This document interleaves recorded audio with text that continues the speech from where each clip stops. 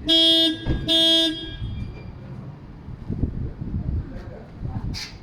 on a pas se laisser là, sans laisser.